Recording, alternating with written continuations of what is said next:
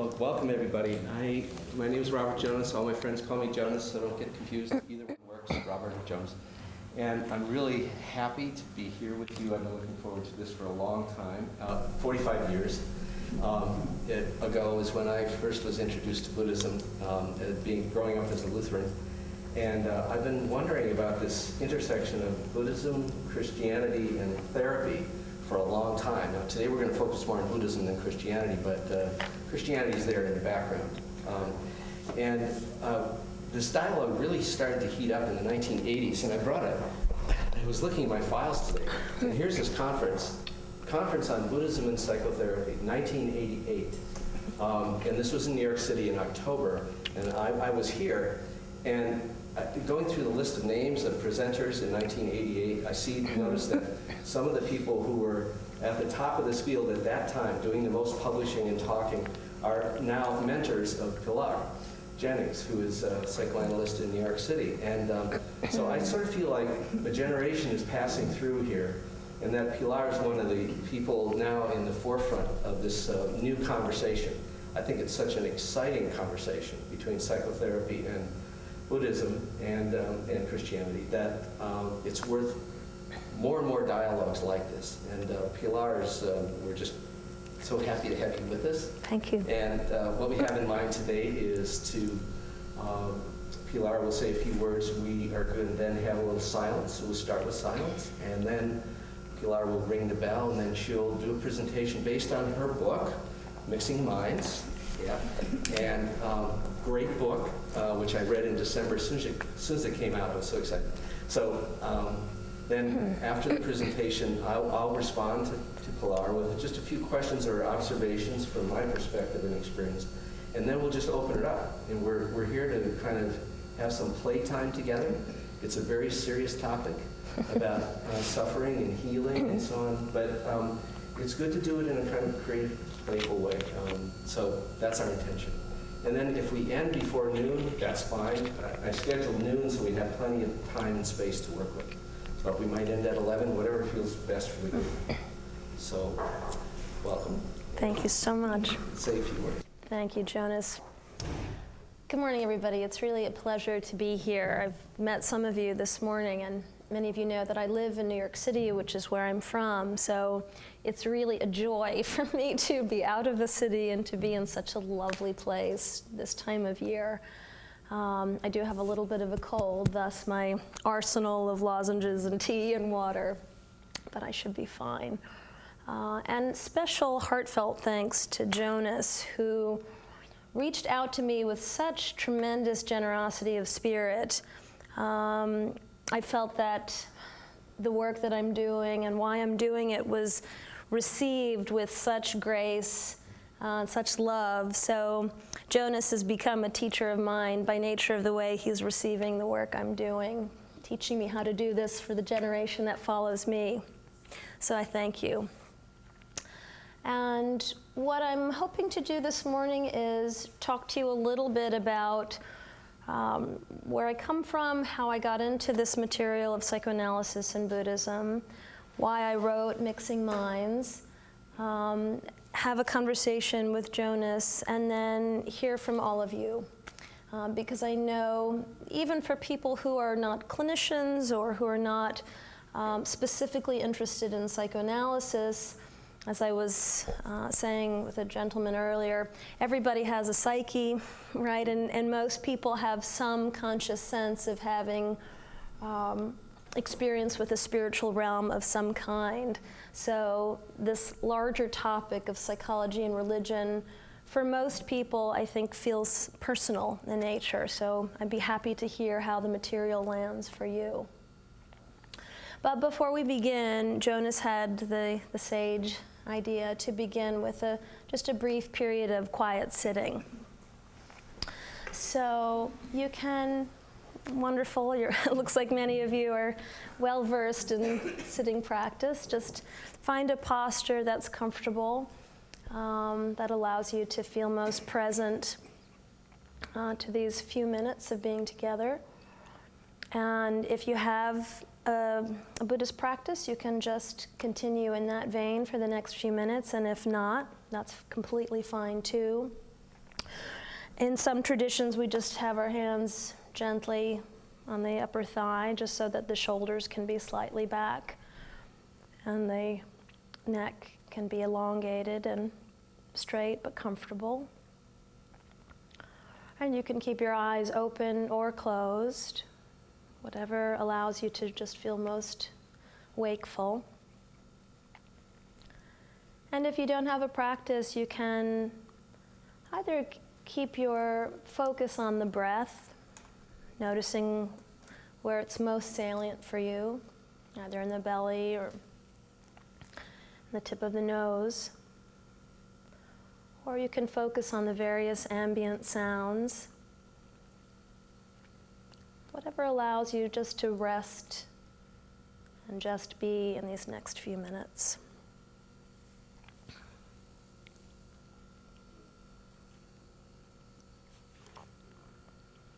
And I'll ring the bell at the beginning and at the end of this sit.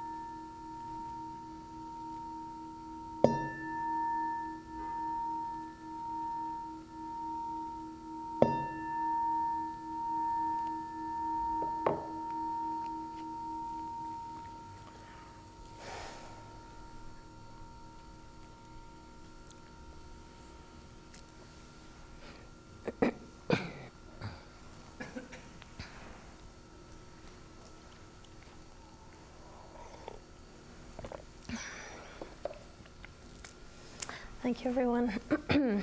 I always enjoy beginning a talk with a period of quiet setting. And as my mind wandered, perhaps some of your minds wandered as well, it occurred to me that I began this journey very much this way. Probably in this town, this part of the country, my experience is not terribly unusual. I had a very progressive, forward-thinking, kind of hippy-dippy, spiritually curious mother. And so when I was a little girl, she brought me to meditation class. So probably some of you have done the same with your children. And when I was 9, 10, she was in her 30s and beginning a new stage of her life. And I adored the experience of sitting with adults in silence. It seemed like a fairly novel experience. And This is probably also true of many children in this community. Many of the adults I knew were very bright, very loquacious, very identified as thinkers and talkers. So again, it was a bit of a revelation to be in silence and to have the experience of silence lifted up as the primary teaching tool. That's how I was going to learn about myself. No one needed to say anything. I thought that was fantastic. I still do. Even though I do a fair amount of yammering on myself these days. It's still in the silence that I'm reminded of what's meaningful to me and why I continue this work. So, very briefly, I was introduced to the Dharma early in life and was also introduced to many other faith traditions. So, I was aware that there were a variety of ways of making meaning in life and having a sense of a bigger reality that transcended my own. I think really in part because of my personality, because I'm by nature, I think, introverted and shy, I was drawn to this practice. That's why the silence felt safe. It also felt very rich. I had a rich and lively inner life, probably like many of you from an early age. So there was just a sense of resonance. At the same time, my mother's a psychoanalyst, so I was very aware of this notion of the psyche. And as I aged, the reality of suffering became very difficult to deny, right? It seemed so pervasive. It seemed to manifest in myriad ways and on a global scale and in ways that transcended my ability to make sense of it. And yet I was aware that each individual had to walk through that suffering. And these global collective types of suffering influenced each individual psyche in a very particular way. And I became increasingly curious about that. So when I was first in graduate school, I was focusing on medical anthropology, looking at illness narratives and how people talk about pain in dependence upon the belief system of the listener. And that's when I decided I wanted to become a clinician and start practicing this work. But at the same time, I was really trying to deepen my own spiritual practice. And as I was doing my clinical training, I was aware that there were certain elements, certain teachings in Buddhism that seemed to usher in a kind of wellness that was not explicitly articulated in psychotherapy and psychoanalysis. Something seemed to be dropped. And maybe it wasn't dropped, but it wasn't lifted into consciousness in the way clinicians were trained. And so I didn't have any inclination to merge the traditions. I really respected the differences. I really appreciated that Buddhism has a very particular sociocultural context out of which it emerges, as does psychoanalysis. And I didn't feel the call to make them something they're not. But I did feel called to somehow continue the conversation that I knew had been started several decades ago and just keep exploring why that conversation matters. Because I really sensed, both in my own experience as a patient, in my own analysis, in my experience as a Dharma practitioner, that each practice was really enlivened through being in conversation with the other methodology, right? What got dropped somehow got held in the other tradition in a way that was not threatening, was quite compatible. And I thought, well, if this matters to me, right, if this is helping me cope with life, move toward the kind of happiness that I think most people intuitively want, I think certainly most patients in therapy don't want to just survive. Right? There's this sense that I somehow really want to live into wellness, into my potential. I think that's operative in every psyche. So if practicing two traditions is helpful to me, then I wanted to find a way to articulate how it's been helpful, so that perhaps it might facilitate more wellness for more people. So I then became a clinician while I was practicing the Dharma. And later in my life, I had started in the Vipassana tradition, but discovered Tibetan Buddhism in my later 20s, early 30s.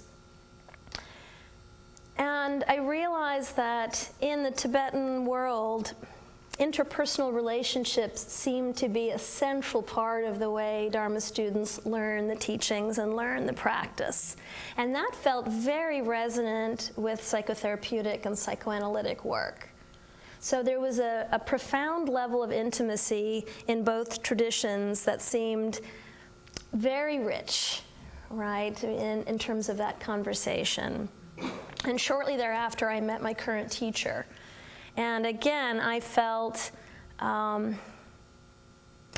drawn into knowing him personally, of course with boundaries, but there was a real sense that in order to let the Dharma move my psychic furniture around, as it were, that would happen through this, this very deep friendship, that it wouldn't be so much about how I practiced on my cushion.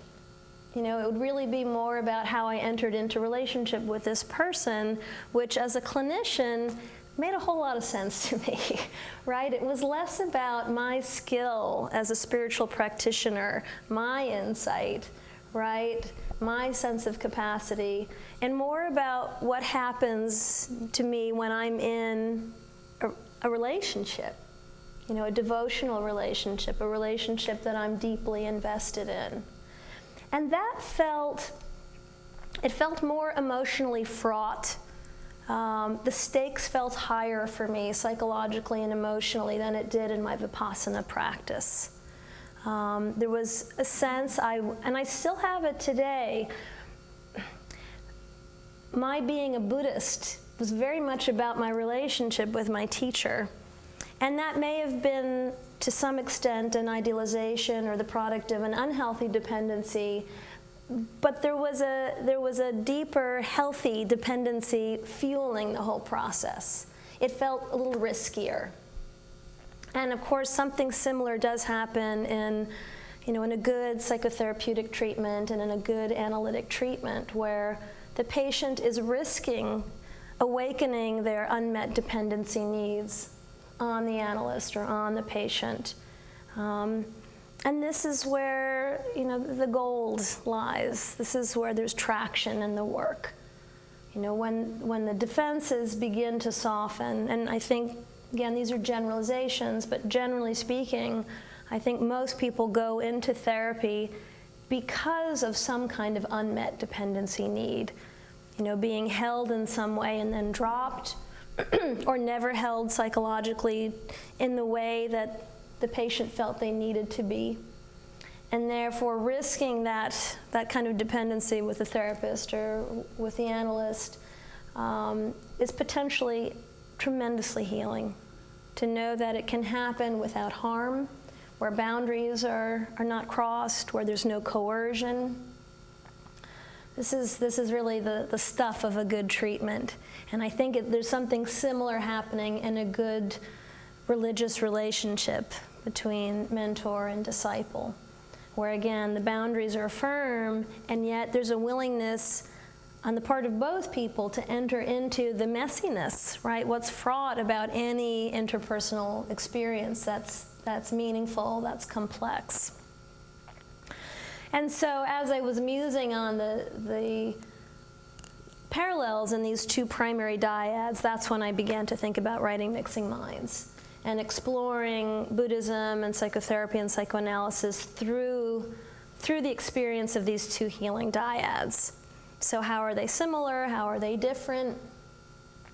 And in part, I was influenced by many of my fellow Dharma friends who were not in therapy, and often there was this idea that the traditions are the same, they're taking people to the same place. If your spiritual practice is deep enough, you don't need therapy, right? Or I started practicing with real commitment, and then I was able to end therapy. So there's still a kind of quiet pathologizing of therapy, right? And that if people need a therapist or an analyst, they must be spiritually remedial in some way. They must not be letting the teachings mix with their mind with any real depth or traction. And I don't think that's true.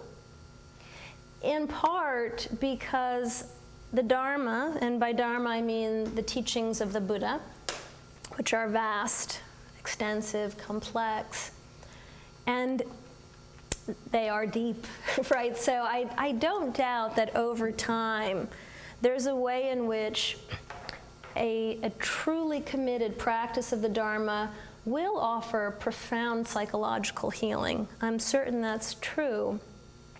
At the same time, it's not uncommon for very serious Dharma students, for teachers, very seasoned Buddhists, I'm sure many of you know this, to continue to struggle with issues of addiction, with early childhood experiences in which the primary attachment relationships were traumatizing or fraught in some way. So, there are elements of the lived experience that I believe can be helped, right, and potentially healed by the Dharma, but there's another system in place that has a language, that has teachings and tools that's directly addressing the experience of early childhood, right, the way in which our attachment relationships are so pivotal, yet so complex, so fraught, often the source of our traumas. Right? So, I'm very interested in increased curiosity between these two realms, both from the practitioners and mostly from the teachers and the therapists. Right? How to cultivate a little bit more friendly curiosity that all Buddhists are supposed to be implementing about what might not be explicated in the Dharma. I know it's a radical and outlandish suggestion, and my teacher doesn't like it at all. When I say these things, he says, all right, get your dukes up. He can play. But he's aware that it elicits a little bit of aggression in him. What are you saying? The Dharma didn't teach everything. That's outrageous. But, as Jonas pointed out last night, and I think this is true, history evolves, right? Human beings evolve, and in each period of time, we suffer in particular ways, in new ways, right? We are socially, historically situated beings. So I think in order to be a truly curious Buddhist, it means being curious about the modes of suffering that might be specific to this time. Right, and the way in which we're going to process these new modes of suffering, it happens through the psyche. And interestingly, in the psychoanalytic world, in the psychotherapeutic world, there's sensitivity to that. Now there's a great deal of happiness research in many psychological circles, which I think is not a random occurrence. And it might be happening in part because people are suffering in such extreme ways for a variety of reasons, but also because for the first time, and this is particularly true in urban centers, but it's increasingly true across the board throughout the United States, most people who seek out therapy or analysis are looking for a clinician who's spiritually attuned, who's friendly to the realm of religion or spirituality, because they want someone who can address the way their spiritual and religious experience is influencing their psyche, and vice versa, right? They want someone who has a bigger umbrella.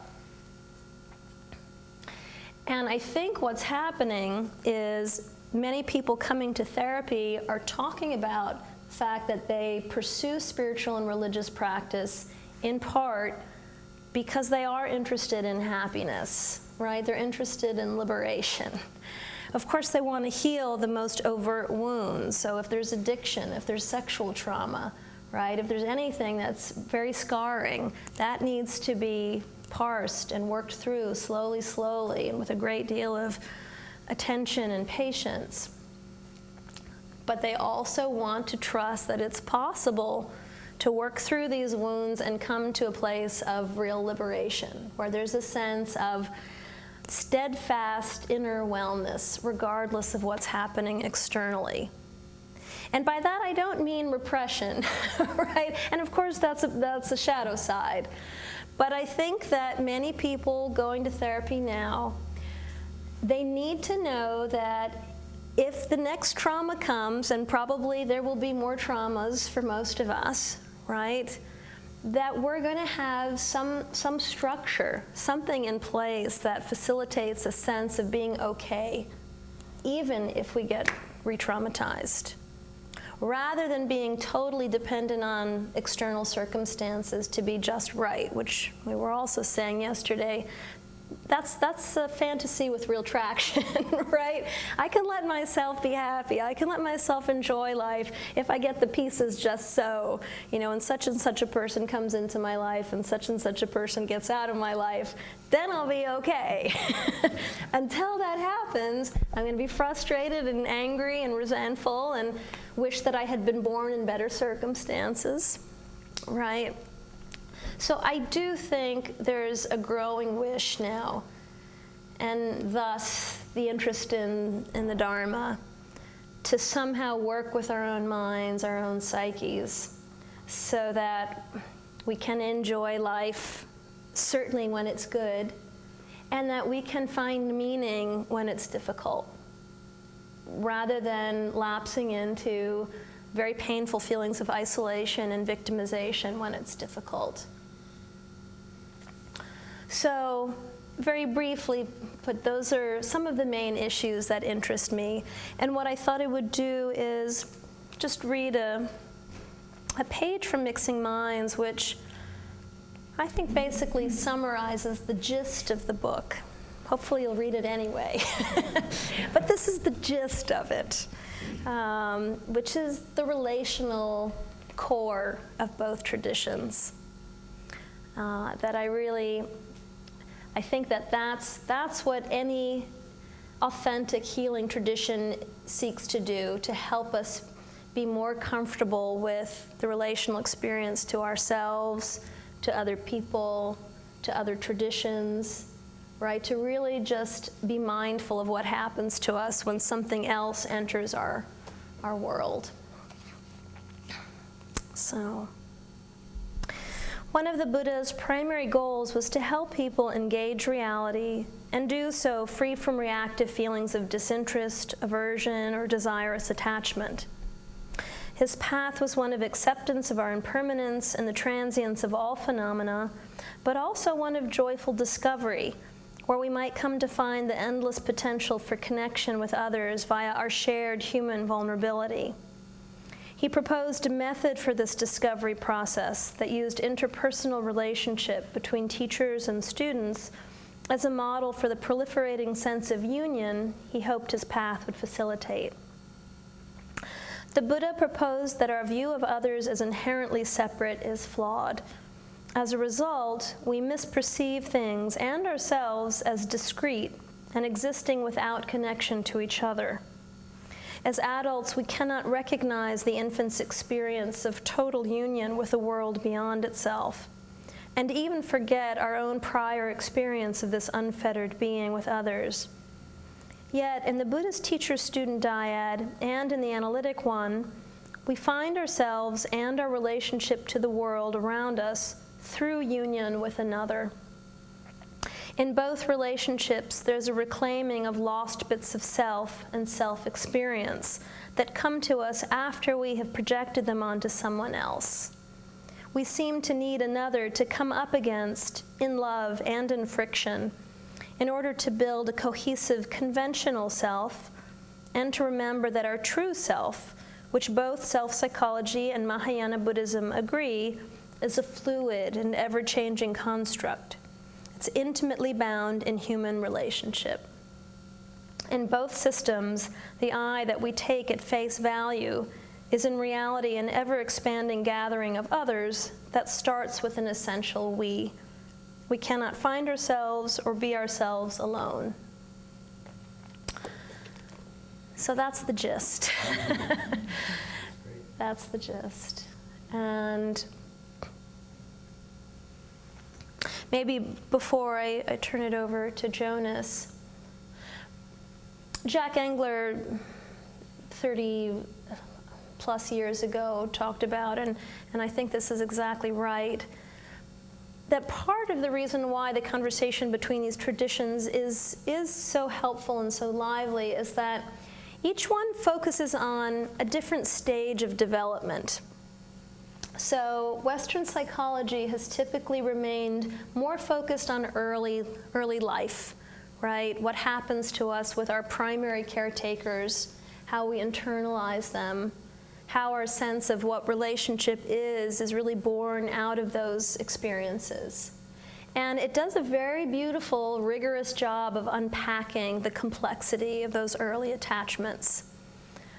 But it has tended to shy away until very recently from this notion of happiness and thriving and transformation. It's tended to stop far short of happiness and settled for integration, right? Having a little bit more comfort with our inner bad objects, more comfort with our aggression, right? Making friends with the parts of ourselves that are problematic, right? And which is helpful too, because I do believe in the unconscious, right? And we all do have aggression that arises. So learning that that's a reality and being mindful of our aggression, our homicidal urges, our suicidal urges, that can be life-saving. That's a wonderful thing.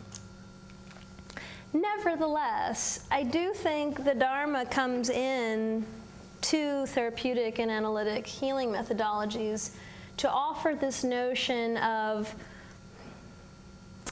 real liberation, right? That kind of steadfast wellness that I was talking about before.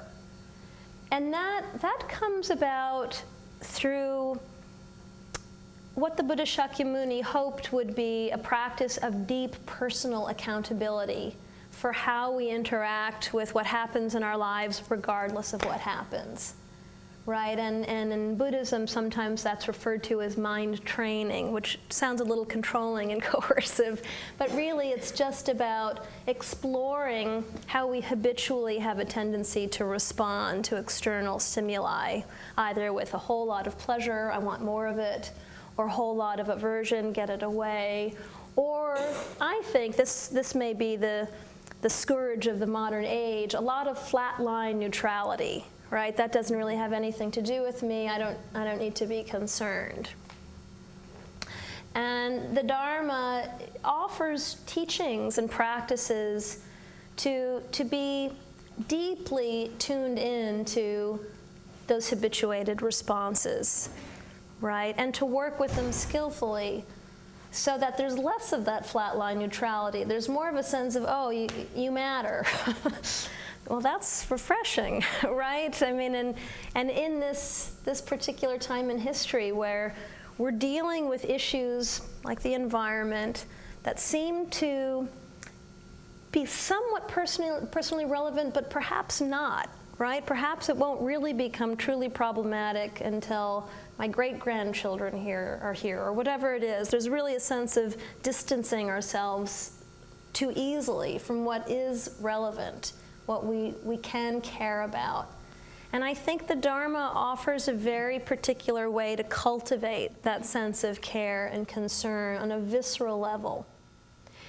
And it's very helpful to the psychological goal, which is still to help the patient get their needs met, right? So it's still not so much about what the patient can do for others, how they can be more mindful of the needs of others. The focus still is really on how to help the patient build up their subjectivity, especially if their subjectivity was never held. So that's a noble endeavor. but it can actually reinforce the kind of self-focus that makes it hard to see others as just as real as I am. You see, and so that's another way in which I think these traditions really help each other. So we get respect for subjectivity from Western psychology. That's critical, right? And there are many Buddhists who need more self. They need to know that their preferences matter, that their feelings matter. Before they let them go, right? Before they note them and let them go, they could enter into their feelings and be curious about why that feeling is arising again, right? Do I have emotional patterns that I'm not that conscious of, right? Why do I feel excitement immediately followed by terror? Before you let that go, maybe I could mine it for meaning, which is the work of psychotherapy and psychoanalysis. And yet, after that work happens, how wonderful to be able to let it go long enough to notice what's happening for others. And that can potentially happen in a good therapy, but I think that happens with therapists who are attuned to a bigger reality and who might be bringing in their own spiritual and religious perspective to the treatment. So there's so many other issues, so many topics, and maybe some of them will come up in our conversation, but I'd like to turn it over to Jonas. Thank you. Sure. Yeah, you just raised so many interesting questions for me. I'll just pick up on a couple of them. Sure. You mentioned Jack Engler. When I was at Harvard as a graduate student, Jack was around Harvard Square. And as a psychologist, and I have to say, God bless Jack, right now he's struggling with cancer, so he's in chemotherapy. But Jack is one of the psychologists who began this discussion of how to integrate Buddhism and psychotherapy. And something he said that a lot of people bring up, a little phrase, is you have to be somebody before you can be nobody. And you've touched on this topic a little bit, and Jack's been rethinking that over the years, wondering about, is that true?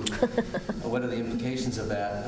If psychotherapy is meant to build up a healthy whole self that can tolerate all this mix of feeling that we have and memories and so on, that's building up a self. But then you have Buddhism saying we're headed toward no self. Is it self or no self, or both? And Jack is now saying more recently, well, it's not a if-then, before-after kind of thing, that these things can proceed simultaneously. Yes. That is, one can be acquiring more of a subjectivity of self at the same time letting it go.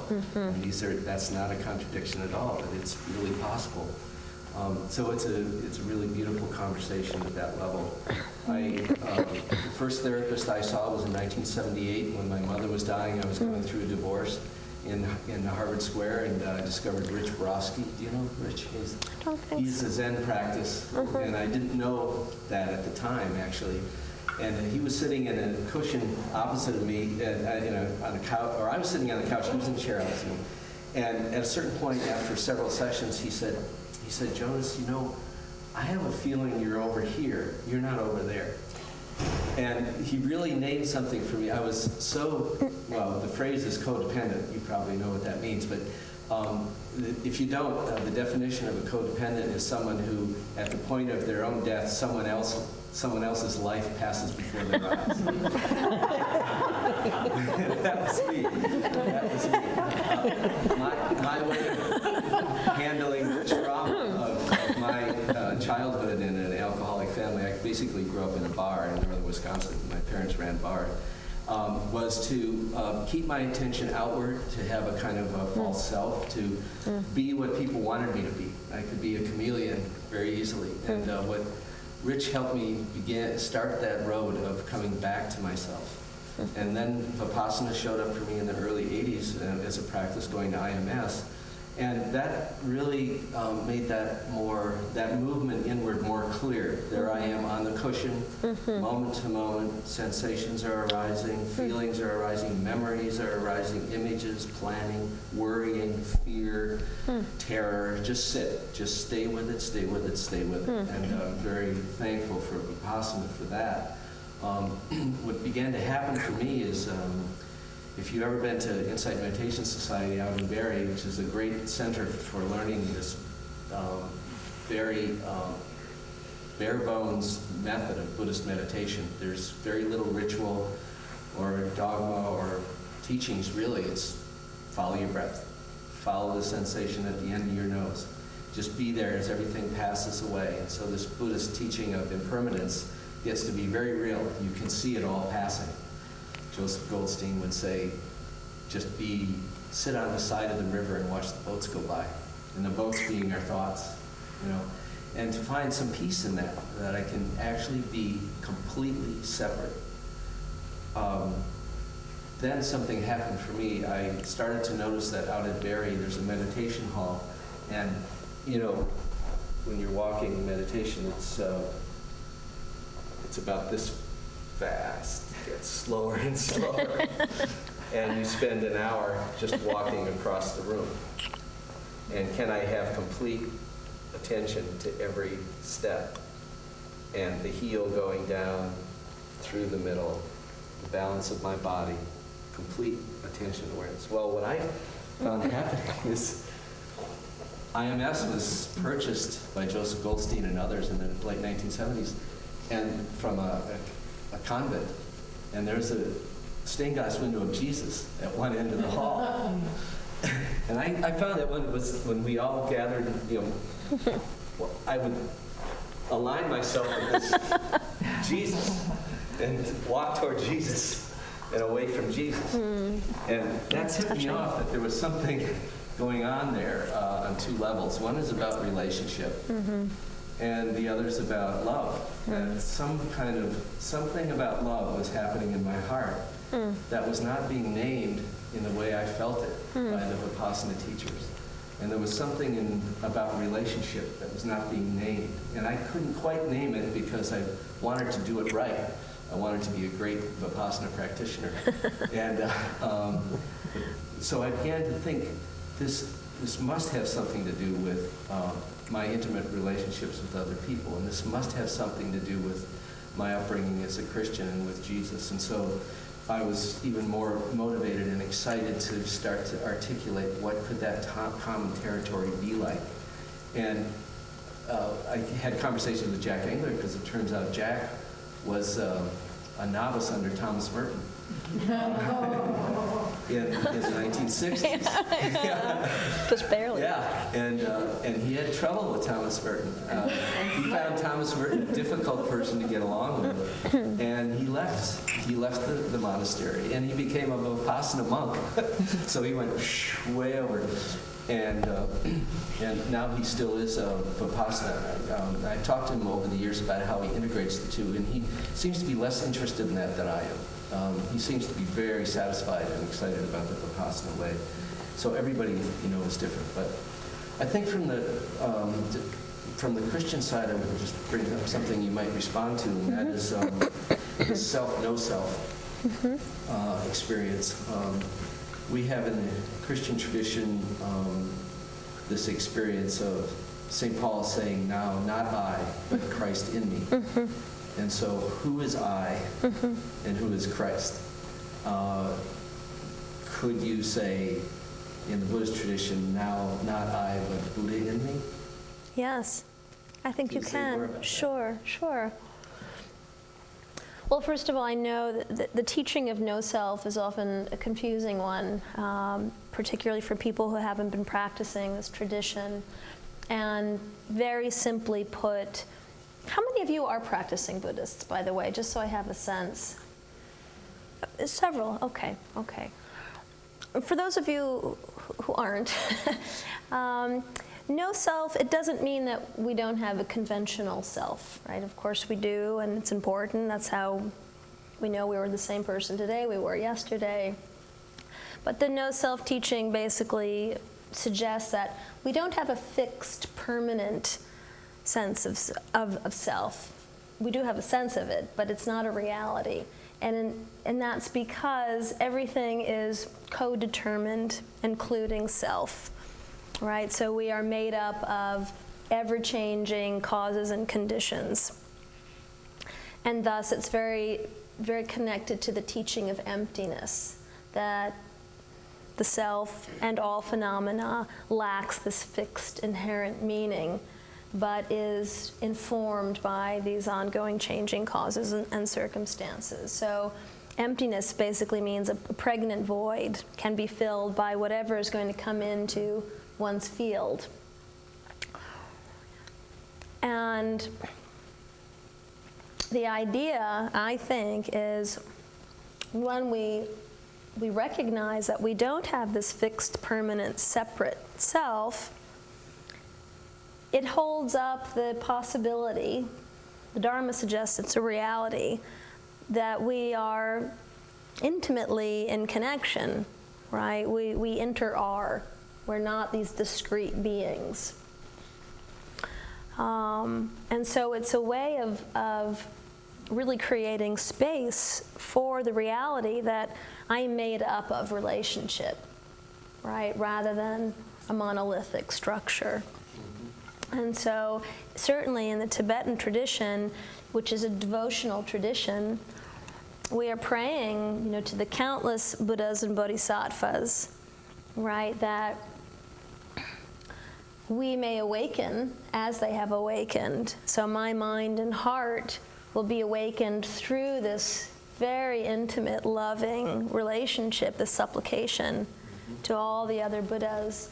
So there's an interesting externality in that, which a lot of Buddhists don't like. Right? Who are you praying to? No, there's nothing out there. But in the Tibetan tradition, there is prayer, right, to your teacher. Right, and this is why it's interesting to hear you talk, Jonas, because I really think my sense of self, my subjectivity, was profoundly bolstered through my relationship with my teacher. He was very curious about me, all facets of my life, but deeply curious about my capacity to be awakened. And I have references in the book where when he calls me, the first thing he says is, "Are you enlightened yet?" And when's it going to happen? And he's joking, but he's also reminding me that, this isn't some mystical transformation. It's just about grappling steadfastly with reality. Have you done that? Are you willing to do it? And he's reminding me that it's possible. Mm-hmm, mm-hmm. That's beautiful. Yeah. Yeah, I think the experience that I have in Christian meditation, Christian meditation is becoming a little bit more popular these days. We have now at least 2 international organizations coming out of the Catholic tradition, the World Community for Christian Meditation, and then Thomas Keating's Contemplative Outreach, Centering Prayer, which is, there are several centering prayer groups in the Valley. And many of them have been influenced by Buddhism, although the techniques go back to the Desert Fathers in the early centuries, but these techniques are very moment-to-moment focused. And so we have these 2 kinds of movements from the Christian side, and maybe you can respond to this from the Buddhist side. On the Christian side, we have experiences of what's called kenosis from the Greek, the self-emptying of Christ. And when you actually practice that, not as dogma, but as an experience, it's quite similar to some Buddhist techniques of emptying. The self-emptying of Christ, emptying, not being attached, and being free in a sense. Free in Christ, we say. Well, we have these emptying experiences, and we also have the emptying that shows up in theology, is that God is always more than I think. It's called negative theology, not in a negative sense, but negative in the sense of God is not that. If you think God is that, God's not that. Even the name God is actually not God, because God is just an idea. So you have this emptying of all our thoughts about God. That God is always greater, always greater. And this comes from the Jewish traditions, Jewish-Christian. So we have emptying, but we also have this powerful dimension of I-thou, or I-thouing, because, and it's very dramatic in the Christian scriptures because of a personal relationship with Jesus. And Jesus can speak and touch someone and they're healed. There's something about an intimate personal relationship that is healing and the doorway to that larger reality. So I often when I lead retreats, I have people kind of dance these. Like, how do you dance emptying and self-othering, which honors both self and other in some kind of dynamic, fluid dance that also arises out of, in a sense, no self. And so I wonder if you could address this relationship, if there is one, or how would you put this in words, in Buddhist, in Tibetan words, of emptying and yet devotion, and yet I thou. How does that work? Well, I think it's connected to the matrix of teachings that I was referring to before, dependent origination, right? Everything depending upon the causes and conditions that allow for its arising, which is intimately in connection with emptiness and emptiness of self, no self. But that's all about creating conscious space for it to be filled with other. And in the Mahayana tradition, which includes Zen and Tibetan, the ideal is the bodhisattva. So the person who is not willing to leave this realm to go to nirvana until all beings are freed, right? And that's what facilitates liberation, is being with other. So intimacy, really caring deeply. Whereas in the Theravada realm, which includes the Vipassana tradition that we talked about, the Arhat is held up as the ideal.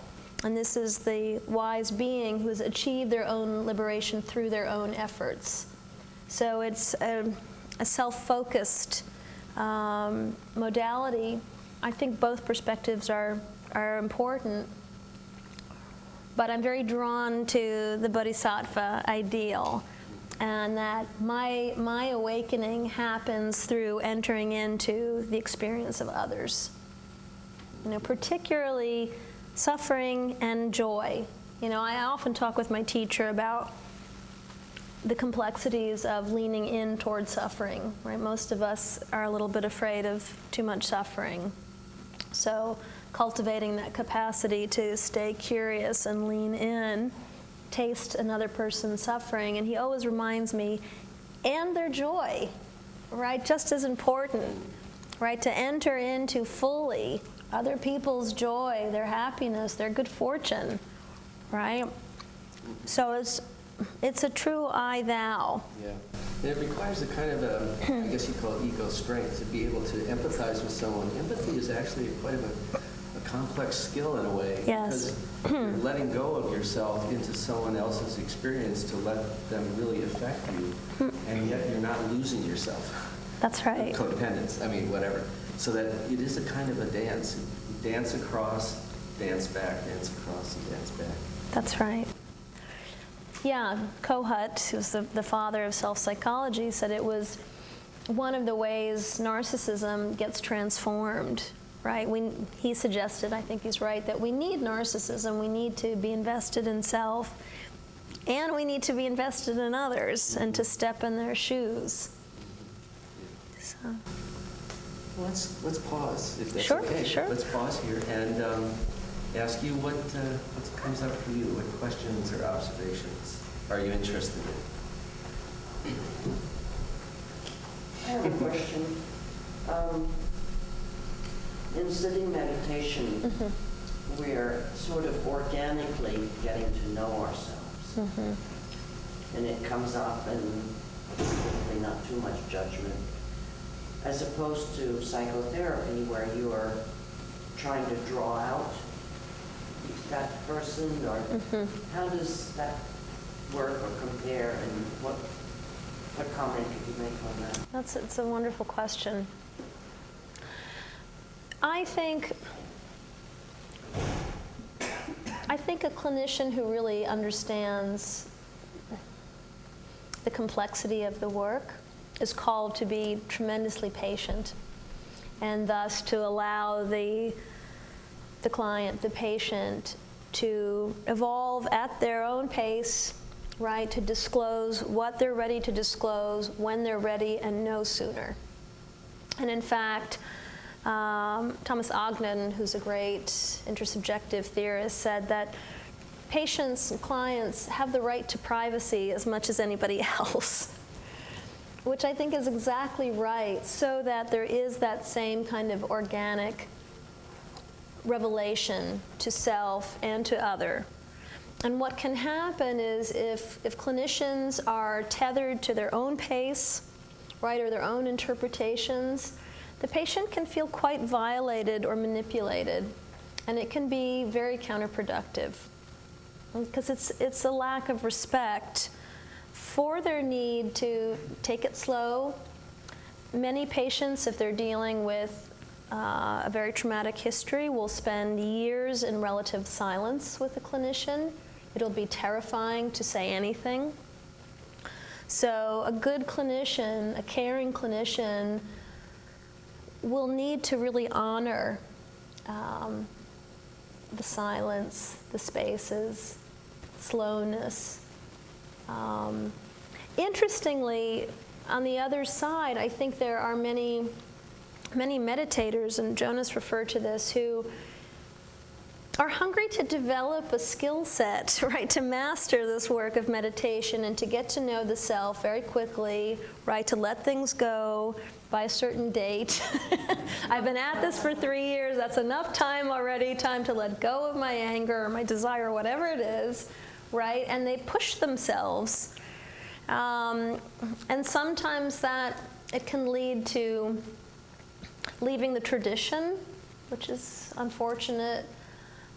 Just getting so frustrated that they give up or they don't stay with the frustration. So I think actually in both practices that issue of pace is extremely important. And I think too the guru or the teacher, you have to check in with them, because you do certain practices blow the top of your head off. Right. So. Right. But I think both, and I've experienced both. So, in the 70s, I went to a therapist, and I had just come into contact with Chogyam Trungpa's. And he didn't know anything about it. I was telling him everything I was doing. And it really was a nice meshing of his willing to listen and maybe learn, and working with me with what I was doing. There wasn't a lot of approval or disapproval. It was just kind of there. And it was a very interesting experience. That's wonderful. It sounds like your therapist brought a lot of Freud's evenly hovering attention into the work, right, and could just be with you in your experience. What I found interesting and quite wonderful was that he wasn't blocked at the idea that, I was bringing up some kind of newness to what our work was. And it wasn't our work then, it was our work at the end of it, because I didn't see it that way, that codependency. Yeah. But anyway, I've downloaded it on Kindle, it was cheaper. So I will read it. Thank you. Thank you. Thank you. It's a pleasure. How do you deal with what you just said and the need for insurance claims, which don't tend to be, don't tend to have the attitude of let's wait in silence for years. Yeah. Good question. Right. Well, yeah, fast and furious. I have the good fortune to have a private practice, and I don't work with insurance. I just slide real low.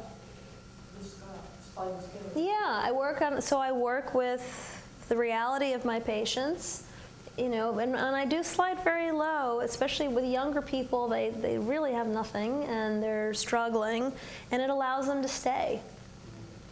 And they want to stay, they want to work it out, and so I just try and keep it manageable, and then hope that some affluent Upper East Siders also give me a call so that it balances out. Yeah, I teach and I write. I mean, the teaching, trust me, that's not great wage earning. But that issue, I mean, and certainly also the medical model, psychotherapy and psychoanalysis is up against a lot culturally right now, and they're working very hard to address these hindrances and also be more relevant. So all the psychoanalytic conferences are focusing on how do we make ourselves matter more. So, thank you. Yeah.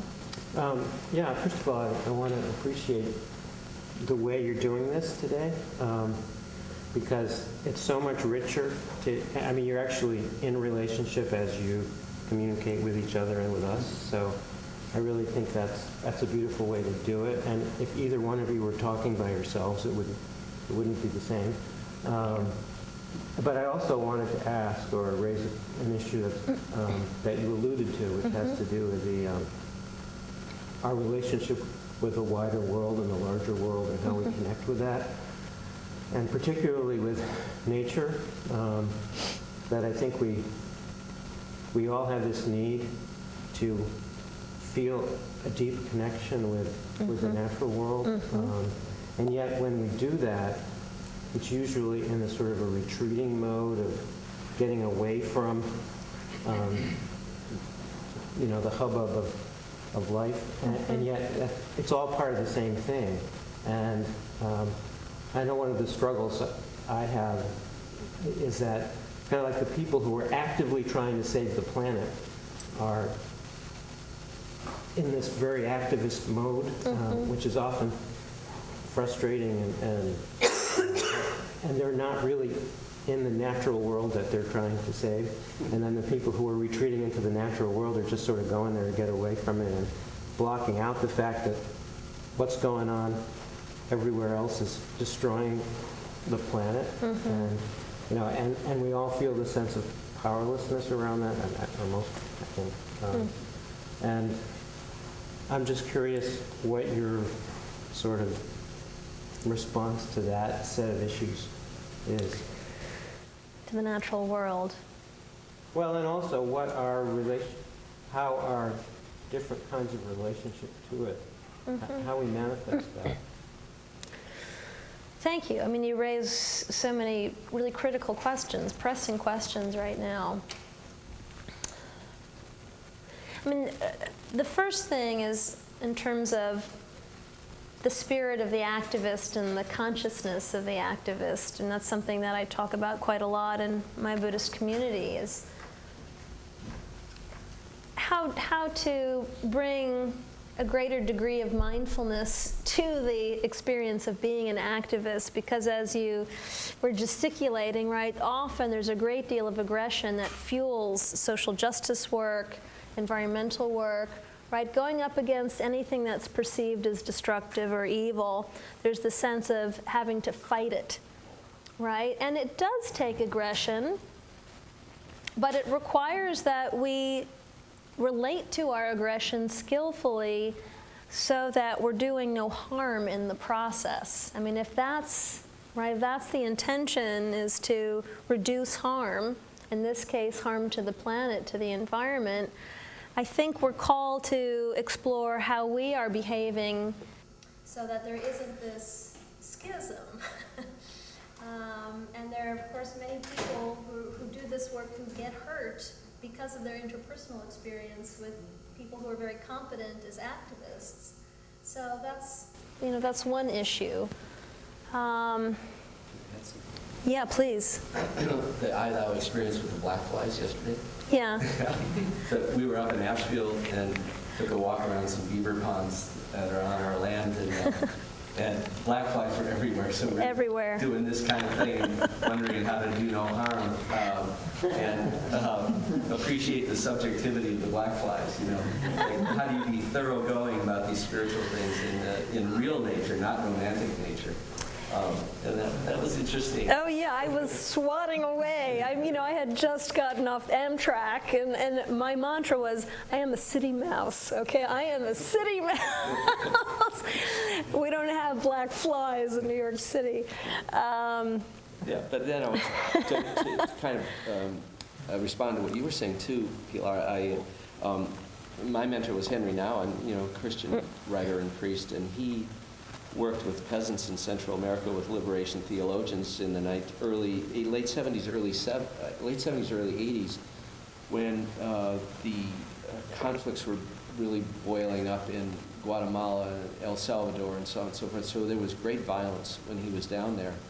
And one of the things he found with social activists down there is that they were getting so activistic that they were losing touch with their inner lives. Yeah. Their spiritual lives were atrophying because they were fighting all the time. Right. And so he was working with them, trying to bring them back. Can you be inwardly grounded in a deep place, kind of for Christians, we say the wellspring of love, where the wellspring of love is, and still be out there doing the work. And I find that lately, like I'm on the board of the Kestrel Land Trust, and we deal with some pretty heavy issues with people, federal, state, landowners, farmers, and stuff like that. And there are a lot of meetings you have to go to. If you think of it practically, not just social activists don't just go to demonstrations, but there are a lot of meetings, boring meetings. And how do you stay alive in these meetings, and how do you, at the right moment, say the right thing? Right. That could turn a deal in the right direction. That's right. And Joel does a lot of this kind of work too, with making deals with great municipalities, landowners, and that sort of thing. So, you can practice anywhere. You can practice anywhere. And you're reminding me, we had a fun conversation earlier. Of course, how we function in the world and how we function in the role of activist is also speaking to the nature and the content of our psyche. So in addition to practicing the Dharma, there's an opportunity to practice awareness that we may be triggered unconsciously, right? We might be projecting certain dynamics onto the so-called problematic person, right? We could work to withdraw those projections. We had and I'll just keep it anonymous, but we had an interesting conversation about how we might even be projectively identifying something very positive onto another person. And this is actually what happens in the Tibetan tradition between the teacher and the disciple, is the teacher projectively identifies in the student their capacity for awakening compassion, right? And the student ends up feeling a little bit maneuvered to be compassionate and to wake up. Wonderful. But we can also projectively identify all of our unwanted content too, and that's when wars erupt and real destruction arises, when what we don't like in ourselves we locate in another, and then we maneuver them to behave accordingly. So, yeah, and I know there's so much you asked that I didn't address, so I just want to acknowledge that. I know it was a big question. It was way too good. Okay. I'm interested in what you were saying about the sort of flatline, intensive neutrality thing, and connect it with what you said about moving toward pain or something.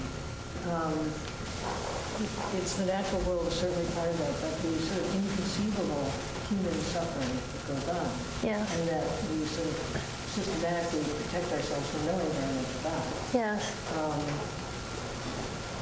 On a personal level, I had a practice, you might say, about having no contact with any official communication from any government person. From the time Lyndon Johnson announced that he would not run for re-election until the Obama campaign. Wow. That's a long time. Wow. And because I could not tolerate the amount of pain and deception and and so I'm wondering if you have some thoughts about how we can constructively be open to that reality of suffering without being swamped by it to the point of incapacity. Thank you. Thank you. That's a wonderful question and an important one. You touch on perhaps the central fear that I think most patients suffer when they begin treatment. That to take the lid off, right, is to potentially be flooded by unmanageable feelings that they will drown in. So that's why the issue of pace matters, right? How to fractionate what we expose ourselves to. so that we don't have to withdraw or retreat totally, and we don't have to just jump into waters that we can't yet swim comfortably in. And part of that, I think, has to do with respecting our limits, right? Like, so many of us have difficulty with that, so that we get into all or nothing, right? I can either swim or I have to retreat totally. But how to just tolerate that, okay, I'm a little afraid.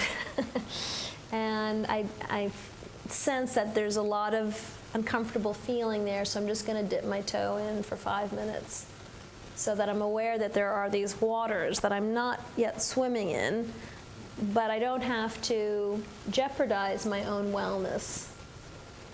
So it is about courage to some extent to even dip your toe in, especially if that water seems shark infested and right, terribly fraught. Resonances of childhood too, where parents were out of control and deceptive or abusive, and I see that happening in the larger environment. Well, absolutely. I mean, this is why we all have such strong feelings about politics and government, right? I mean, it's impossible to not experience it through the lens of our own initial system, right? Our own family system. And if there was rampant disregard, or extreme narcissism. We were talking last night about the experience of being a child who's continually erased, right? The parent or the caretaker just cannot see that there's another three-dimensional being there. They might have every intention to, but they cannot because they haven't yet worked through their own traumas and wounds. And so they're not wrestling with their own needs, their own three-dimensionality. They simply cannot do it for another person. And then when we see that on a global scale, it's wrenching. It's wrenching. I think many people with Bush, responded to that sense of autism of how can he tune out so much suffering? And then if that touches on personal wounds, it's almost unbearable. I want to bring up the work of Joanna Macy here too. Despair and empowerment, how we can work with this overwhelming nature of the suffering and still keep going out. Yeah. And I think that's a role for community to support each other. We, the Sangha or the Christian community, the Jewish community, whatever faith community that we have, support each other to be our largest self and to go out there and do scary things. Because we have to do more and more scary things. This planet's kind of going down. Right. And, yeah. Right. Big challenge. Yeah. Actually, if I can step away from the camera for a second. Sure. There's something that Pilar said earlier that struck me as a curious dichotomy, which is that you said that you need to learn from something before you let it go. And I've sort of always wondered if maybe that they're the same thing. Maybe the Buddhist notion of how to let things go is the sort of deepest sort of learning, so that one is so thoroughly immersed in it that it can just go where it needs to go and no longer be an object at a distance, but somehow be part of who you are. And maybe that can be a pattern for also dealing with the problem of activism, which is, if you're truly compassionate and truly in the situation, maybe there is a way. Maybe there's a mode of comportment where everything kind of gets together. Maybe that's what we want with enlightenment. And if maybe it's hard to even get there, but does that make any sense? It does, but not but and. I think, you're pointing to a very powerful perspective reality, and it potentially presupposes that you've gone through several stages in order to get there. And I think there are all of these mini relational stages along the way, right, where we have to have a look at how I am relating to my own mind, what's out there, before there's a sense of pervasive oneness and to use a psychological word, a deep integration. Right, so in a way I hear you describing non-dualism. Yeah. Is that? And then to follow up the sort of religious strand, Jesus saying, you are the light of the world, or the Tibetan tradition of imagining yourself as various divinities.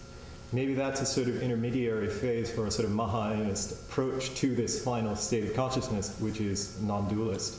Because in between you have a notion, God and I are one. I ran into an article in Humanistic Psychology Journal in 1983 that always struck me. It was by Stephen Hanlon, somewhere in California. And the name of the article was Pernicious Oneness. And, That's great. and what he was talking about in this article is this developmental question of people wanting to leap to oneness before certain self-organizing dynamics were accomplished, especially in terms of intimacy with other people and the handling of our emotions in relationship and so on and so forth. And that the oneness was what was called oneness was, I'm not saying this is what you're saying, but we have to always be aware of this, that it's possible we want to o'erleap our personal work to achieve this beautiful oneness state. And another great writer is John Wellwood. Do you know John? Yeah. John's been writing about this issue for 25, 30 years, and he's the person he's a psychologist, and he came up with the term spiritual bypass. That we can use spiritual practices to bypass personal and intimacy issues. And we have to be extremely careful around the oneness experience. But oneness, to me, includes the other. Yeah. The true experience of oneness is not me with my practice inwardly. It has something to do with everything, with my connection with everything, with all others. And this is a Mahayana view, and also a Christian view. Yeah, this notion of objective subjectivity. So that's something my mentor, Ann Ulanov, talks a lot about, is God's objective subjectivity. That often gets collapsed in our notion of who we need or want God to be. Something similar happens in Buddhism. See what objective? Objective, so that God has God's own reality, right? Yeah. And we get to explore God's reality as opposed to morphing God into who we need God to be, and thus collapsing God's subjectivity. That would be another form of spiritual bypass. Yeah, absolutely. And in fact, Alan Rowland, who's a wonderful psychoanalyst who's written a lot about his work with Asian clients, says that to belong to everyone, right, as we do in Buddhism, is to belong to no one in particular. So another form of bypassing the mess of preference, of attachment, of love, or its absence. Yeah. Just a quick follow-up. Well, I think it was after, I don't know if you guys read any Heidegger, sort of a simple notion in Heidegger, which is the difference between ready at hand and present to hand. A tool that can be used is ready to hand. So you don't even think about it anymore. It's an extension of your hand. Whereas a hammer that's broken is present at hand. It's an object that you can't even use, right? So maybe that's what I was trying to get at. The relationship that we can have to our own experience can be so thoroughly present at hand that we transcend the notion that first you learn, then you let go. Instead, it's one and the same thing. That if you're truly present, there is no dichotomy between learning and letting go. Is that possible?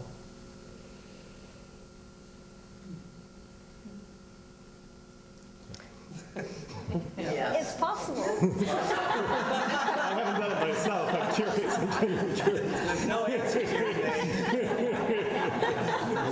We tolerate no answer.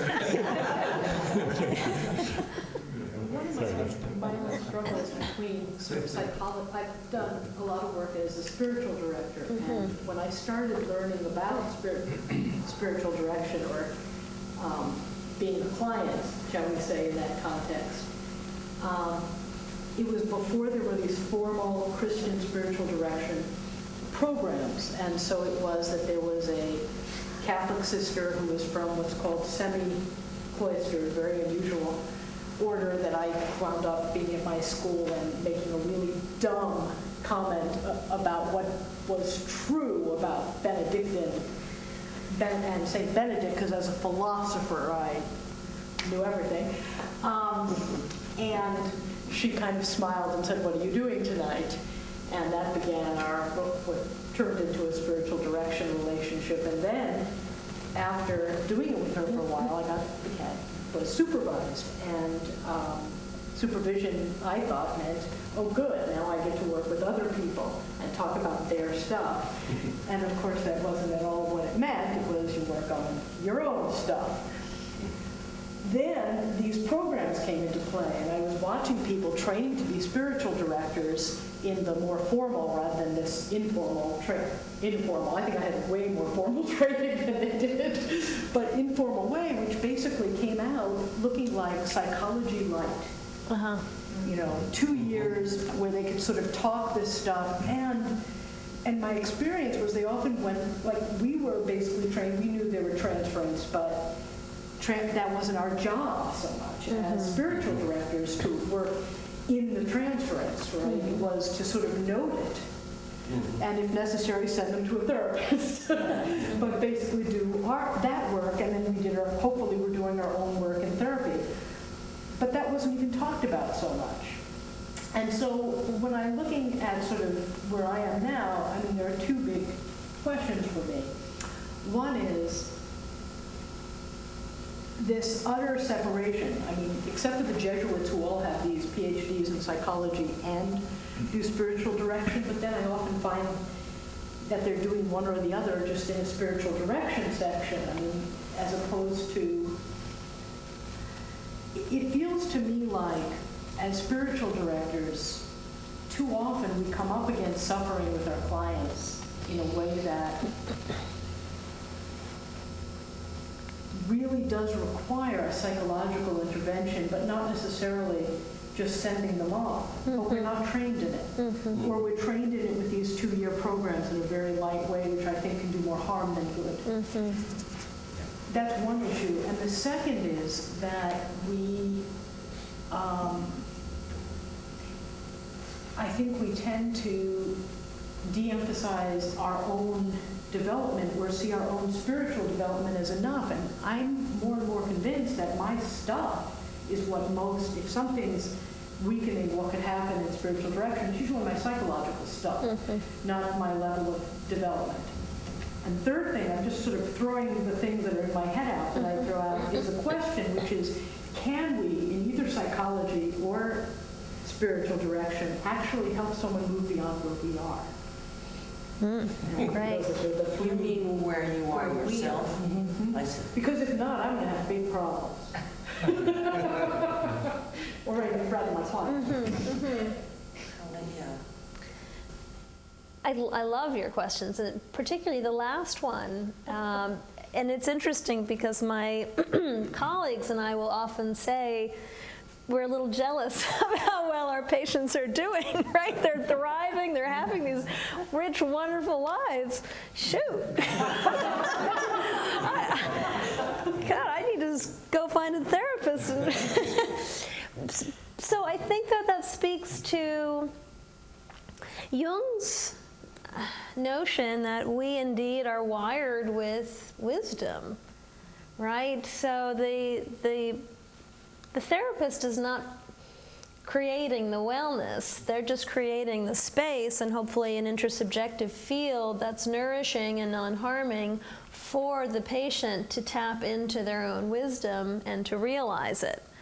And I think often people in care providing traditions have this experience where you recognize your patient or the person you're directing is working something out that you've had some difficulty working out. You know, they really are unpacking something that's still a bit of a tangled web for you. Wonderful. And then you get to just be mindful of the envy. And then there were a couple of other. The other question in terms of training, and you should speak to this because you do spiritual direction. Training spiritual directors and religious mentors to be more psychologically savvy. I guess what I would love to see is, at the very least, a deeper appreciation for the complexity of the unconscious, and to recognize what they don't understand about the unconscious and that it is real. It's a lot, I suppose, to ask people to undergo yet more training. So I'm not convinced that religious mentors and spiritual directors will be able to do that. But at least to introduce that concept with some substance. And what I'm actually suggesting is the other side. I'm not convinced those who go through their 2-year programs, this may be unpopular here, and have psychology light are getting what I got as far as spiritual direction with this mentor relationship with the Catholic. Yeah, do you want to speak Well, about that? I'll be facing that myself because I just signed on to lead a 2-year program at the Guild for Spiritual Guidance. Where's Carol? Carol? She didn't leave. Oh, she had to leave. Carol was in this program. And it's a 2-year program to train spiritual directors.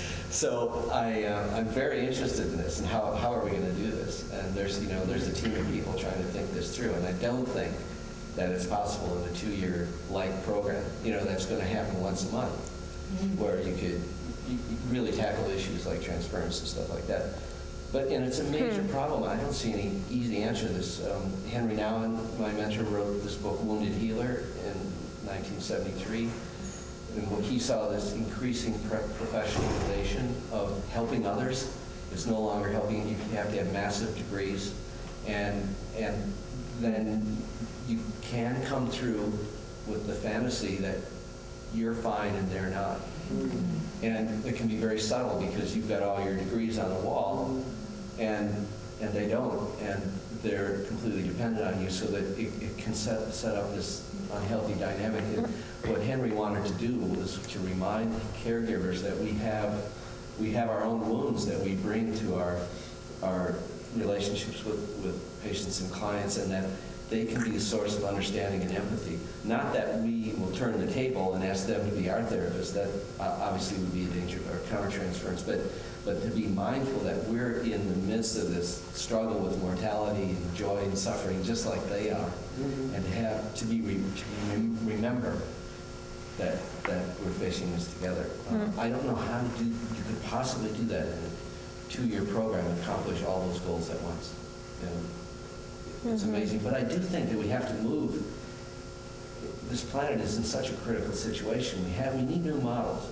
And I just want to bring up one possible model, and it's one reason I'm so interested in interfaith dialogue is I see it flowering way ahead after I'm dead. But I was in Bodh Gaya with the Dalai Lama on a Buddhist-Christian retreat about 10 years ago, and I did 3 small group retreats with the Dalai Lama, led by him and Father Lawrence Freeman, who's a Benedictine monk, and they're close friends. And one of the topics we took up in Bodh Gaya was the Trinity and the Trikaya. And we explored, and we kind of went spelunking. And what is not the dogma of the Trinity or the dogma of Trikaya, but what's the experience? What's the experience of Trikaya? What's the experience of the Trinity? And we got to this very deep, kind of intimate place about what our actual experience of these different dimensions was. And I felt that that's where the major religions have to move, is to let go of the ideas and have more personal, intimate contact with one another, where we're sharing our experience of what it's like to be a human being from different faith perspectives. And let the language be gateway. We had to put some language out there, Trinity, Trikaya. But where we got is to some heart-to-heart contact across what other people would say are great differences, like you don't believe in God, you do. But once you get through that gateway of language, we can come to a beautiful place where we can actually share experience. And maybe on a large scale, we need to move in that direction with the different paths: psychotherapy, Judaism, Christianity, Hindu, Muslim, etc. We have to find a new language that's by first unlanguaging the language we have. I don't know what that new place is going to be like. And I don't think it can be based on everybody getting tons of degrees. Right. Maybe those of us who have, I also remember Timothy Leary already has PhD, was saying tune in and drop out. So, we don't want to. So you don't necessarily need all that training. I mean, we need training, but we have to find a different way to spread the learning and the wisdom. May I jump in? I'm so sorry that I didn't. Hi, Jonas. Hi. That I wasn't here earlier because I know I must have missed wonderful stuff. But just in the sense of offering another paradigm, another model, and one that you know very well, which is right under our noses, is this language of music and art, which is always offering the larger view. And I think about some of the dialogue that I'm just hearing now about that we're talking particle and wave as though it were either one or the other. And it's always, the dependent co-arising of matter and non-matter, and form and non-form. And I think about two simple things. One is that when you're composing, as a composer, you have to go beyond the capacities of your own instrument. You have to write for the clarinet, although you don't know what a clarinet, you don't play it, or you have to write for the piano, even though what you hear is way beyond your capacity to play it. And so I think about, there's a wonderful story about Leonard Bernstein, and actually in my small way of experiences myself, that when he got to a stuck place, he'd go to sleep. He was hearing, feeling, getting it, then all of a sudden, pow, it's gone. Chaos, sets in, and so he'd go to sleep. And then, of course, he'd wake up, and there it was. And there is this way in which we do know, and the gno, we gno, and that I think maybe what's in front of us is not to go to sleep, but to wake up to a deeper level. And art and music in particular has that, and all the forms that we posit to get us to there that's no there. There's no there. This is part of the new life. I want to just tell everybody that you are Molly Scott, great singer-songwriter, and leads these incredible retreats that really do get people to a different place of self-othering and the whole deal. I mean, it's part, music is part of the new language. Well, and also it's going beyond our language into the sound of the to actually go beyond cognition, and we have that right here. We have that right here. We know it. And like the Tower of Babel, let's just One connection I want to make here is that we're going to have stop soon because two things occurred to me. One is in the Buddhist practice of no self, and in the Christian practice, we have this archetype of the horizon, if you will, that we are living into the horizon of the unknown. In some ways, we don't know who we are.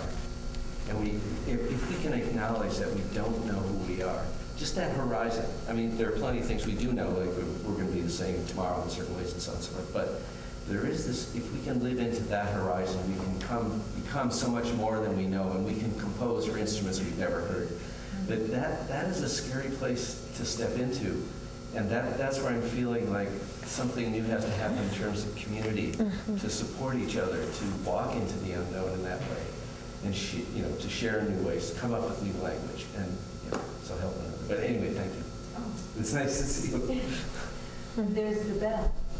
There's the empty bell. Yeah, empty. Yeah, if you fill it, it doesn't make a beautiful sound. Any other questions or musings from some of you? Yeah. First, thank you both. It was wonderful and life-giving. I really appreciate it. And the focus on the power of relationships to bring about this change we're all yearning for in one degree or another, liberation or enlightenment or wholeness or healing or happiness, all these things were mentioned this morning. But I know the focus of the book, and maybe the only way to get a handle on it is to focus on a therapist and or a teacher, a spiritual teacher, in their individual relationships, and we're all embedded in such a wide variety of relationships. And I was just wondering to what extent the similar kinds of insights could be applied to a group process, to our friendships, to our lovers, to our children, to our dogs, to the environment, to those things, is if everything's inherently relational, which I think we know it is, then is there something particular about the one-on-one that that we can lift up this transformative? What's the force that actually does transform? And that's the crux of it for me. And what's the best form, and it could be multiple forms of that transformative power coming through relationship, whether it be listening to the brook or being very intensely healing wounds in psychotherapy or in spiritual teaching. So it was more of a wonder than a question. Well, thank you for that question. You reminded me that in the legendary tales of the Buddhist teacher-student relationship, it's this very issue that is lifted up in the relationship between Naropa and his teacher Tilopa. And basically, Tilopa was manifesting in a variety of ways that Naropa was consistently dismissing. So this was not his teacher, this mendicant, this child, right? All of these people that and dogs, etc., that he was tripping over in order to find the real teacher, right? But in fact, his teacher was manifesting in these many incarnations. And so it's a teaching on recognizing that our teachers come in myriad forms, and thus to cultivate an abiding and very deep curiosity about what we might learn in any encounter, interpersonal, right, between self and nature.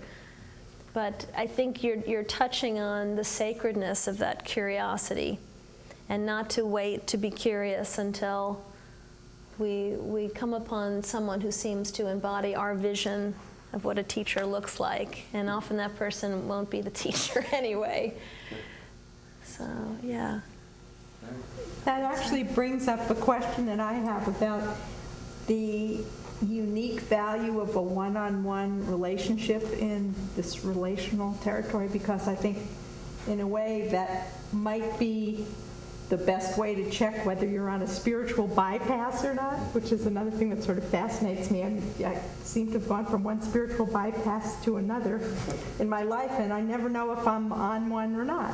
And I think a one-on-one relationship is somehow the best way to learn if, in fact, you are on a spiritual bypass. I agree. I agree. At the very least, you get to see if you can stay after the relationship has proven to be frustrating, right? After the person you've idealized has turned out to lack some of the qualities and capacities that you've invested in them, and you can stay anyway. Right, because if you can do that with a religious mentor, you can do it with a tradition, and all religious traditions will frustrate us, right? They will seem to offer things that we can't find easily. So I do think when you, in a way, you narrow the field, so it's just one person to one person, right? That's the way to see if there's integrity in your relationship with the tradition, and there is that growing capacity to tolerate what's not working. I agree. That's good. You're learning trust, to trust someone, even when you see things that you don't like. Yeah. That's a big one. And there, of course, there might be guides who are not trustworthy, so you always have to stay awake. But I remember learning to trust therapists that I didn't like. And I felt that was a big step for me, and made a giant difference. And I didn't stay with that person very long, but I learned that big lesson. And of course, then there's Henry Nouwen, who was, a very wounded person. Very wounded person. He could be narcissistic. He could be aggrandizing, and he could be incredibly needy. He once wrote a book called Journey to Daybreak in 1988 or so, and there was a little comment in there about him being angry with me, and he never told me that. I mean, he could be very, sometimes indirect in his, or like say, Takes it into print passive before it aggressive. tells you. Oh, boy. Oh, my God. I didn't know you thought that. Please, friends, don't write about me unless you check it out with me first. But anyway, so, that's one thing I did learn with him, is that he for me was a gateway to God, I have to say, and he was iconic in the best sense of what an icon is. A form that we see that if we devote ourselves or we inquire or listen into that form deeply enough, that form becomes a gateway to this infinite, vast reality that we're living in, and that gateway, anything can be iconic. Anyone can be iconic if we're ready for it. And I totally agree with you not to expect that form to be a certain kind of person or whatever. It could be anyone, anytime, anywhere. It's the readiness to be open to letting go in that sense. It's a beautiful possibility. Yeah. Did you have a... Sorry. Geez, I'd like to, just the last bit of dialogue here has reminded me of a sort of a parable of the man who's making, the pilgrimage to see the Christ, and, he encounters someone along the way who says, "Where are you going?" And he says, to meet the Christ. Someone's mentioned earlier how we systematically, shut ourselves out of suffering or witnessing suffering. And anyway, this person he encounters says, "Oh, you just passed the Christ. That was the beggar by the side of the road." I'm not a Buddhist, nor am I a psychotherapist, but I'm curious about both. And thinking about, it's important for me to have some understanding of another person's suffering, to begin to approach anything in the way of transference or really even trust with them. But how much more ready we can find that in these written narratives, essentially, whether it's your book or Nowen or biblical literature or what have you. That's a much more difficult experience to establish in the more oral, paradigm of talk therapy. Oftentimes I find therapists, the method is almost to be very silent, minimal, verbal expression. I happen to like the other kind, a much more sort of conversational rapport. I found helpful. But I wanted to ask, we're in you mentioned earlier just how the historical, evolution has brought us to a place where there's really, the spiritual and the psychotherapeutic, or psychoanalytical, and we have, over the last century, just had a massive profusion of literature, that is coming out of that. And I know that there's one in the Christian tradition, but curious about that in the Buddhist tradition. Do we have a similar sort of narrative tradition of testimonial of the first person story of spiritual journey, enlightenment, healing? Just want to mention that Tom is a jazz, let's see, what would be the phrase? A jazz master, a master of jazz. Tom Reaney's jazz shows in the evenings. I know some of you enjoy his mastery of that language. That's a language, beautiful language. I don't know if you want to respond. Well, it's an interesting question because I recently attended a lecture by an Old Testament scholar who's also very interested in psychoanalytic theory, and she was unpacking the story of Jacob. And I had a very anthropological experience with this because I'm somewhat illiterate biblically, so I was so compelled by her intimacy with the story and how the story was really landing in the participants, the people who had come to hear her. There were a lot of nodding heads, and there was a kind of meta-psychology that she was clearly tapping into. And I would zoom in and zoom out, right? So I would zoom in when I was able to identify with the story, and then I would zoom out when the story felt very specific to Christianity and to the Bible. And then I started to think, well, we do something very similar in Buddhism, right? You tell all the stories of the sutras, and often when I'm teaching the Dharma, it's through stories. It's through the story of Kisa Gotami, for instance, the fabled woman whose infant had died when the Buddha Shakyamuni was teaching, and how through her efforts to try and revive the baby, she discovered the truth of pervasive suffering and the capacity to enter into it. And my teachers tell stories about how, for instance, my teacher who fled Tibet during the Chinese invasion, how during that trek, every time they would go around a bend or through a scary area, he would imagine that the Buddha would be manifesting, right, as a bridge or as a safe haven in some way. And that story really made this notion of body of Buddha come alive for me. So I'm not sure if I'm directly addressing your question, but the power of story, I think, is very much alive in the Buddhist tradition.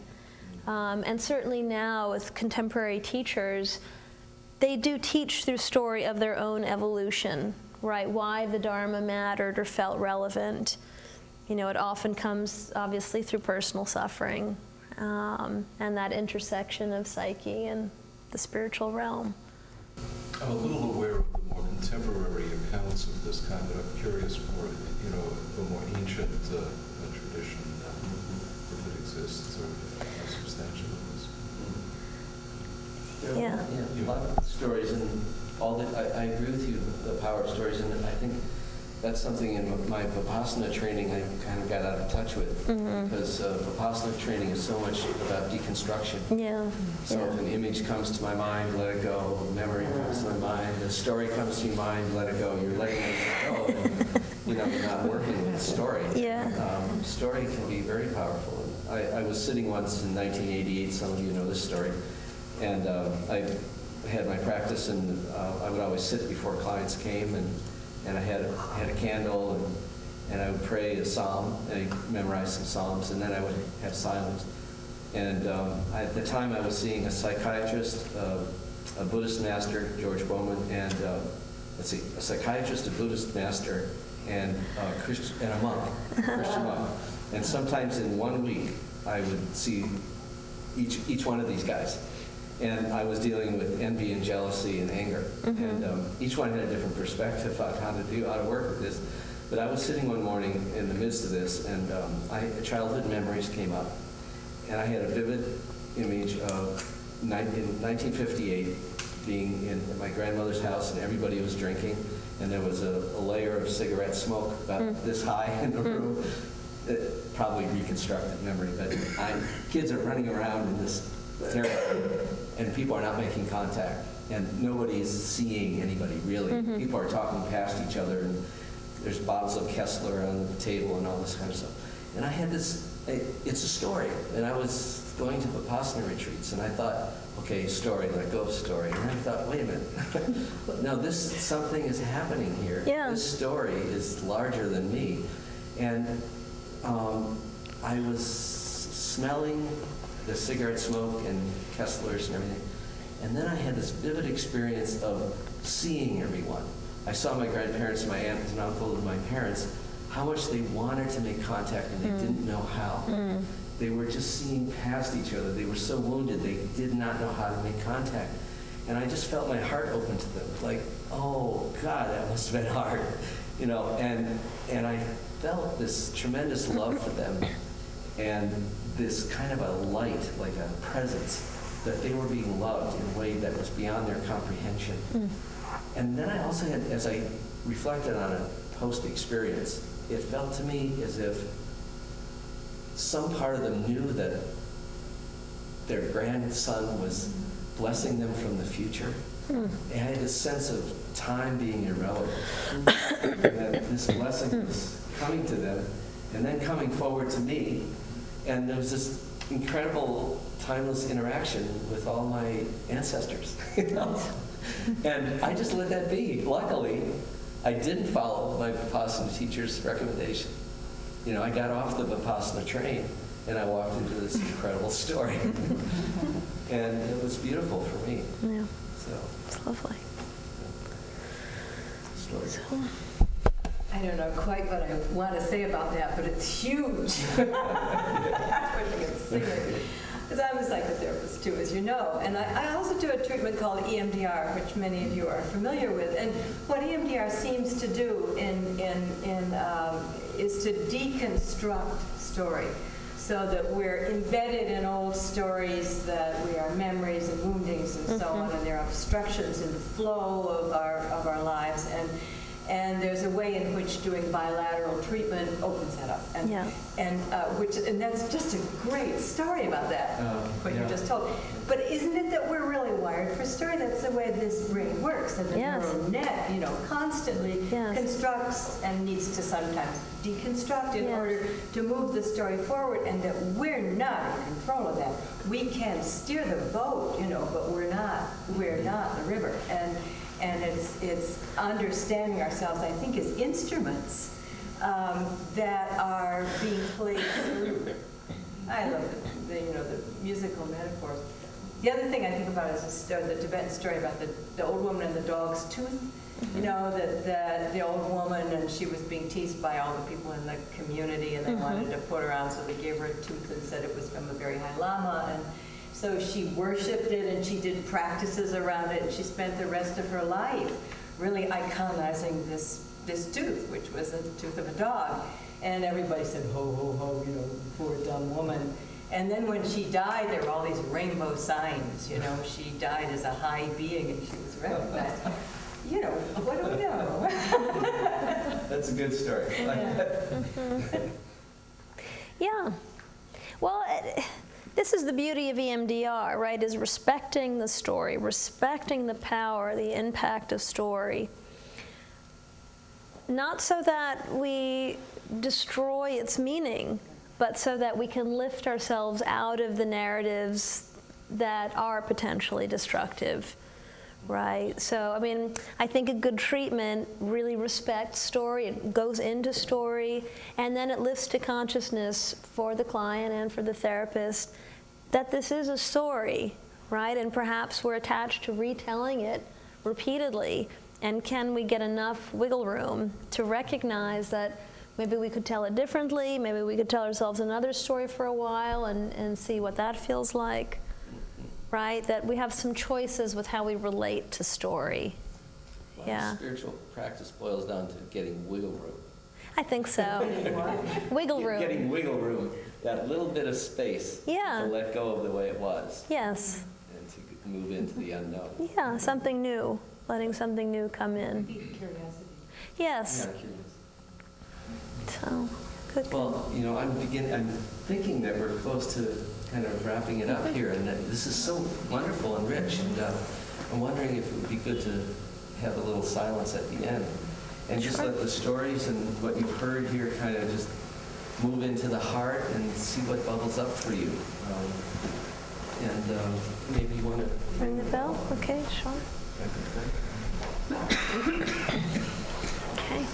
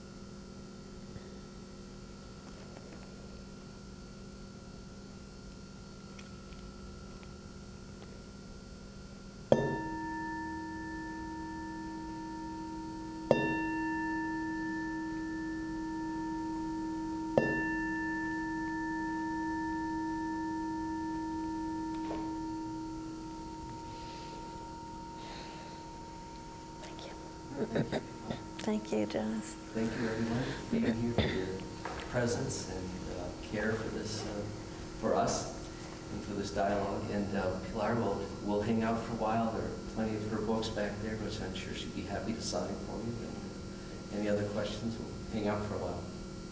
We're on to Worcester. We're going to be at the Boundless Way Zendo this afternoon at 2:30. And then tomorrow we'll be in Harvard Square at the First Parish Unitarian Society, Church Street, right at Harvard Square. So we have a couple more gatherings like this. Hope there'll be more. Thank you so much. Thank you. Thank you. Okay.